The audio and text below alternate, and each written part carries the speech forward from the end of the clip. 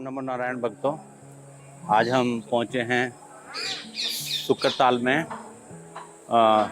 सुखदेव जी के धाम, जहाँ पे भागवत ऐतिहासिक भागवत कथा स्थल पर और इसके आध्यात्मिक और ऐतिहासिक महात्म्य के बारे में शास्त्री जी हमें हमारा आगे का मार्गदर्शन करेंगे। शास्त्री जी कृपया करके इस स्थान के ऐतिहासिक और आध्यात्मिक महात्म्य के बारे में विस्तार पूर्वक वर्णन करें। आध्यात्मिक दृष्टि से देखा जाए, जो फल भगवान के साथ में रहने से पांडवों को प्राप्त नहीं हो पाया जी, वो फल परीक्षित को प्राप्त हो गया जी। तो भागवत क्या है? संसारिक कामनाएं पूरी करती है जी। अगर किसी की अकाल मृत्यु हो जाए जी, तो मुक्ति दिलाने वाली है जी। अगर विधि विधान के अनुसार श्रवण मनन और चिंतन किया जाए जी, तो मोक्ष भी प्राप्त किया जा सकता है। जी। ये जो तीर्थ है सुख तीर्थ, जी, इसको सुखतार भी कहते हैं। सुखदेव जी ने राजा परीक्षित को भागवत कथा सुना के भवसागर से तार दिया। जी। ये तीर्थ दिल्ली से 130 किलोमीटर, जी, जनपद मुजफ्फरनगर से 28 किलोमीटर जी। गंगा तट पर स्थित है। जी, ये वटवृक्ष भागवत कथा का साक्षी है। जी। आपने देखा होगा, ये वटवृक्ष करीब 5000 वर्ष पुराना। जी, वटवृक्षों में अक्सर धाड़ियां लटकती है। जी।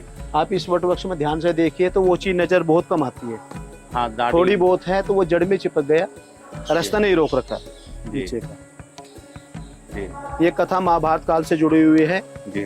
जब महाभारत काल चल रहा था जी, तो अंतिम अवस्था में जी। अश्वत्थामा ने पांडवों के पुत्रों का वध कर दिया, पांडव समझ के। जी, उसकी मणि निकाल ली, जी।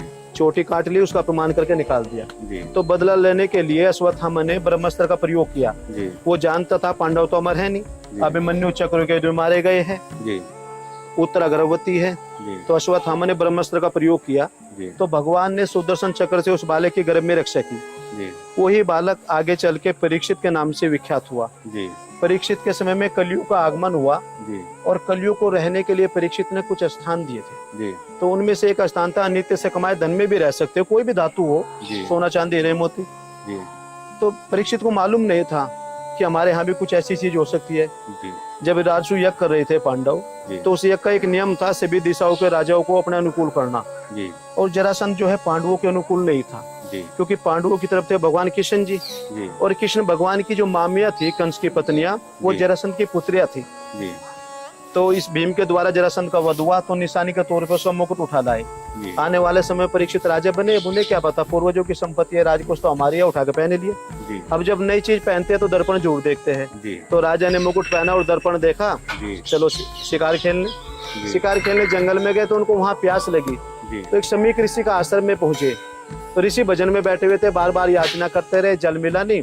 कलयुग बुद्धि जागृत हुई, तुम राजा हो, तुम्हारा सम्मान नहीं कर रहे, महाराज तो पाखंड कर रहा है, जी। इनको दंड दो। जी। तो क्या दंड दो? इधर उधर देखा, मरा हुआ सर्प दिखाई पड़ा, तीर की नोक से उठाकर ऋषि के गले में डाल दिया। जी। वे जब भी नहीं उठे, राजा अपने हस्तिनापुर आ गए। तो उन ऋषि के एक पुत्र थे श्रृंगी ऋषि, उनको मालूम हुआ जी। कोई बाबा का अपमान कर गया। उनको बड़ा क्रोध आया, जी। नदी का जल लिया और श्राप दिया। सर्प डाला है तो सर्प के काटने से मृत्यु हो जाएगी 7 दिन के जी। अंदर। श्राप दे के बाबा के पास आए, रोने लगे, उनकी समाधि खुली। ये मजाक किसने किया हमारे साथ? मालूम नहीं बाबा। जिसने किया हमने उसको दंड दे दिया। क्या? श्राप दे दिया। जी। जानते कौन था? नहीं, ऐसे जी। श्राप दे दिया। जी। तो ऋषि महाराज ने ध्यान लगा कर देखा, तुमने तो बहुत बड़ा पाप कर दिया।